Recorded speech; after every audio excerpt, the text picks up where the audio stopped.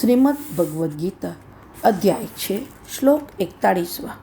प्राप्य पुण्यकृतां लोकान् उषित्वा शाश्वती समाः शुचीनां श्रीमन्तां गेहे योग भ्रष्टो अभिजायते। अर्थात असफल योगी पवित्र आत्माओं के लोकों में अनेकानेक वर्षों तक भोग करने के बाद या तो सदाचारी पुरुषों के परिवार में या कि धनवानों के कुल में जन्म लेते हैं।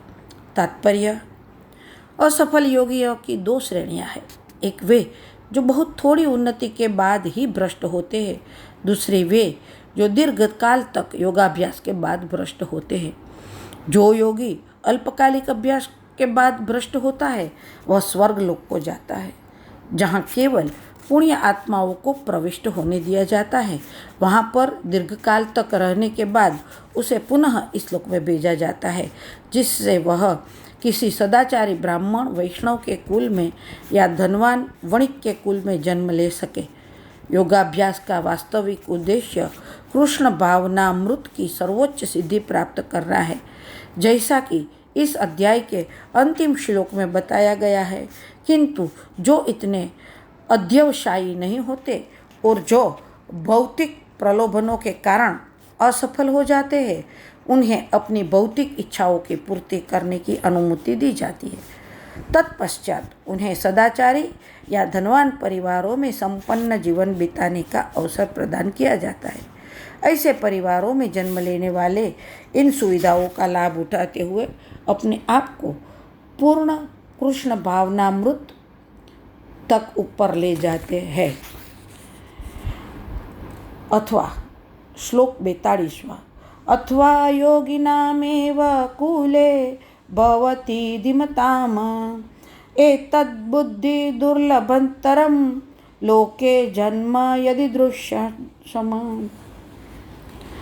अथवा यदि दीर्घकाल तक योग करने के बाद असफल रहे तो वह ऐसे योगियों के कुल में जन्म लेता है जो अति बुद्धिमान है। निश्चय ही इस संसार में ऐसा जन्म दुर्लभ है।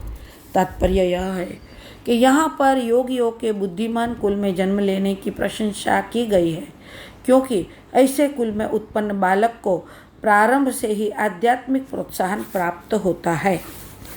विशेषतया आचार्यों या गोस्वामियों के कुल में ऐसी परिस्थिति है। ऐसे कुल अत्यंत विद्वान होते हैं और परंपरा तथा प्रशिक्षण के कारण श्रद्धावान होते हैं। इस प्रकार वे गुरु बनते हैं। भारत में ऐसे अनेक आचार्य कुल हैं, किंतु अब वे अपर्याप्त विद्या तथा प्रशिक्षण के कारण पतनशील हो चुके हैं। भगवत कृपा से अभी भी कुछ ऐसे परिवार हैं जिनमें पीढ़ी दर पीढ़ी योगियों को प्रश्रय मिलता है। ऐसे परिवारों के जन्म लेना सचमुच ही अत्यंत सौभाग्य की बात है।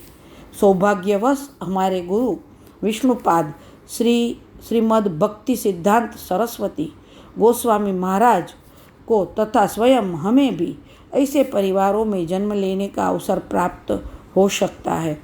हम सब को बचपन से ही भगवत भक्ति करने का प्रशिक्षण दिया जाता है और बाद में हमें दिव्य व्यवस्था के अनुसार उनसे भेंट हो जाती है। श्लोक 43। तत्र तं बुद्धि संयोगं लभते पौर्वदेहिकं यतते च ततो भूयः संसिद्धो कुरुनंदन। अर्थात, हे कुरुनंदन, ऐसा जन्म पाकर वह अपने पूर्व जन्म की देवी चेतना को पुनः प्राप्त करता है और पूर्ण सफलता प्राप्त करने के उद्देश्य से वह आगे उन्नति करने का प्रयास करता है। तात्पर्य, राजा भरत, जिन्हें तीसरे जन्म में उत्तम ब्राह्मण कुल में जन्म मिला, पूर्व दिव्य चेतना की पुनः प्राप्ति के लिए उत्तम जन्म के उदाहरण स्वरूप है। भरत विश्व भर में सम्राट थे और तभी से यह लोक देवताओं के बीच भारतवर्ष के नाम में से विख्यात है। पहले यह इलावृत वर्ष में के नाम के से ज्ञात था। भरत ने अल्पायु में ही आध्यात्मिक सिद्धि ग्रहण कर ली है। जय श्री कृष्ण।